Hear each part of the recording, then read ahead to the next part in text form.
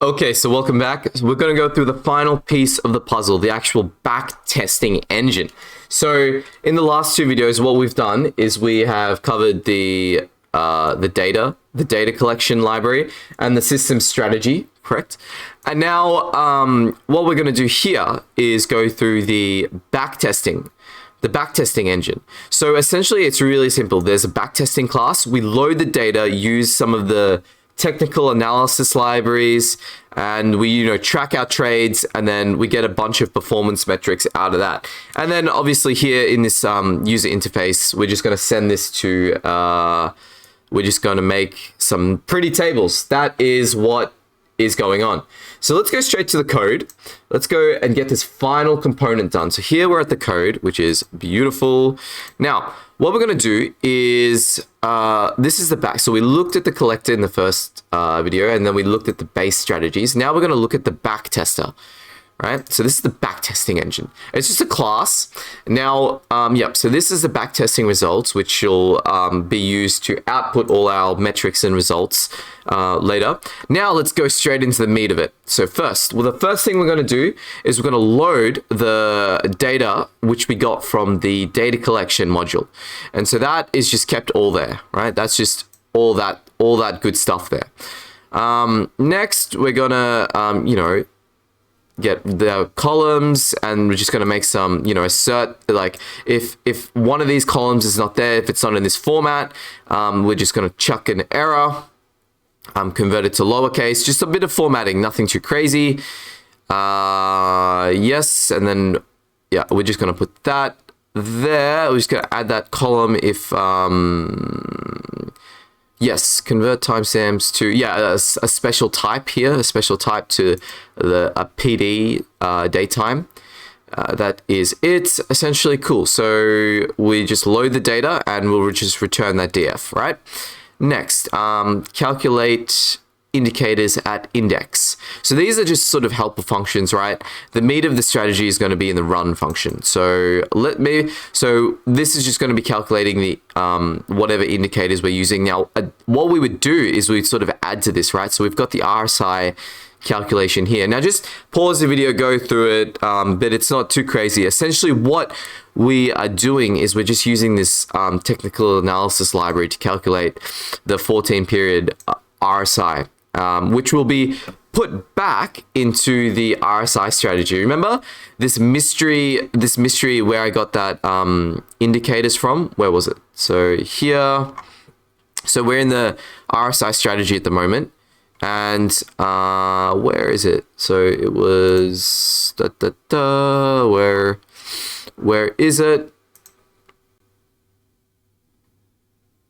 Here we go. This is what we want. We wanted this. Yeah, and that comes from the backtester, which is all this stuff. So which is right here.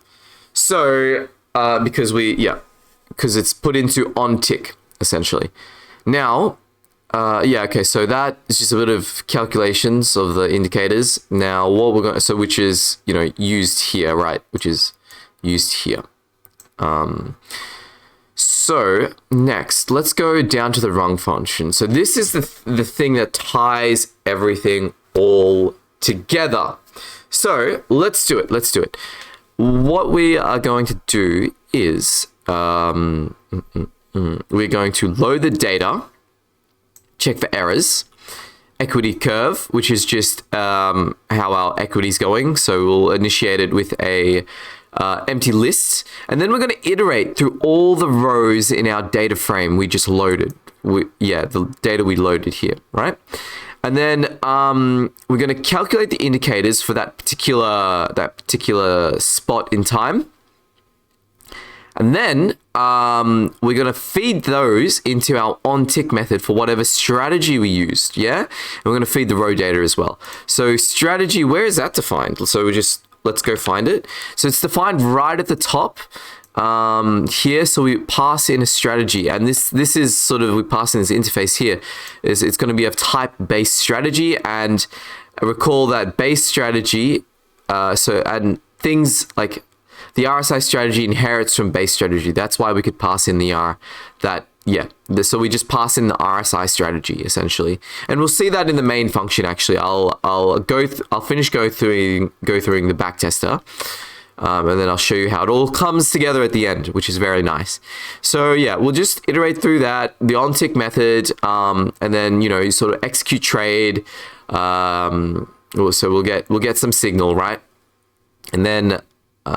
So it'll give us some buy or sell or close or whatever, and then depending on that, right, we will execute the trade, and then so we'll get some portfolio value, which we discussed in the last video from the strategy, and then we'll just add the output of that to our equity curve, and you see we are just so we get timestamp, portfolio value, and the price, right, and we can just see that that'll go up, and then that's sort of going to be the output of that. So we'll put the equity curve into calculate performance results. So let's have a look at that, and then we'll return those results. So essentially, the performance results are just going to be things like calculating the max drawdown, the max win, like the win rate, the loss rate. Yep, here. So it's just a bit of pandas manipulation essentially. So, for example, we can calculate the max or the drawdown here, which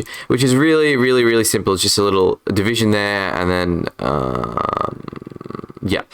that is division there, and then we kind of normalize it.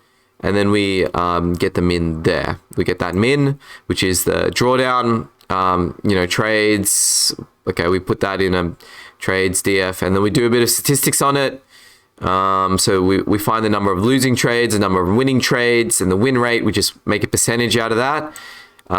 We'll get the average, we just take the means of those. Yep. Okay, and then we just put that all in this little class here, which we defined right at the top. Yeah, and we present that, we just put that, and then we just present that like that there. Cool. Now, so that's the backtesting engine. Very naive, very simple. Let's go to the main function. So let's put it all together. So the main function will just bring everything together. Now we're using a CLI here to test it. And so it'll go and find the data and then just run the backtesting engine, right? As that's essentially what it's doing. So you specify, how much capital you want to start with, blah, blah, blah. And that is it. That essentially is it. So, and this, I don't want to go over too much because it's just a bunch of getting the CLI and making the table pretty and things like that. You can go over it. Code is always in the GitHub. So, but let's see if we can. Oh, no, I guess not. So let's get this going. So let's get it going. I am going to go Python run. Python main. And I'm just going to go help, right? I don't know what the commands are. Oh, I guess that's not there. I think we just do that, right? Type a module not found. That is okay. I'll tell you what. So what we actually need to do is I'm just going to quit this. So this is all in a virtual environment. Let's do that. Activate source bin activate, which is the little bash alias I made. We go back here, near vim. And then we're going to run the, actually, no, we don't even have to run it here. We're going to just run it directly here. So we go Python. So Python environment should be up and running, main.py. So yeah, we're missing a few commands. So we get this, it's a bit hard to read, but we get this little help thing here. So we can just do that, help. We go for help. So because I made this a CLI so everyone can run it, right? So cool, we get all that. So let's just go. Let's do a little. This is fun actually. Let's check it out. Python made. Okay, so we need a. So it looks like. So let's just do this. Okay, we'll just go down the help tree, right? Okay, cool. Now it's showing us what we should do. So let us just. So we need to supply these things. So we'll just supply some capital. and then we can choose to show the trades or not to show the trades. We'll just leave that for now. And then max trades, yep. And then what we have to do is specify. So we have a little example here, so we can specify a strategy. The only okay, we'll put capital last. So the only strategy we have is the RSI strategy. So RSI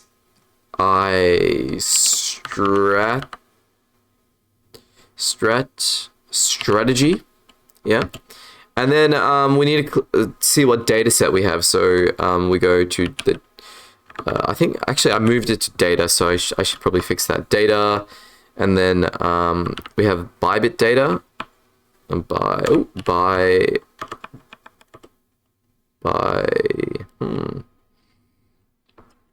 what data do we have? Bang. So we have yeah, we can go with it's all capitalized, so Bybit. Let's go for the 1 hour time frame data. Cool. So we're running the RSI strategy on data I collected before, and this is like 1 hour time frames. And then we can also specify how much capital. Let's just say I don't know, $100. That's not much, but okay, let's run this. Let's run it.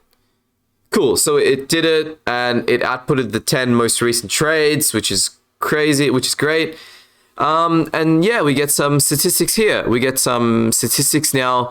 This obviously just don't go into the market and start trading things. Win rate, cool. Max drawdown, which is actually quite a lot, which is huge.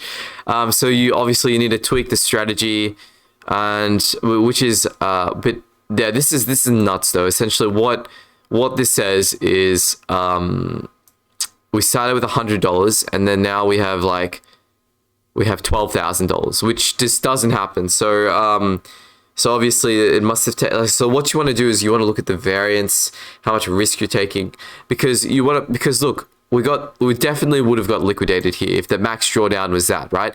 If the volatility is high, of course you're going to have massive jumps and spikes, right? So that is probably what happened there. So just tweak the strategy, see if you can make it a little bit, less volatile, and in the comments below, tell me how you went. But yeah, I hope you enjoyed the whole backtesting framework.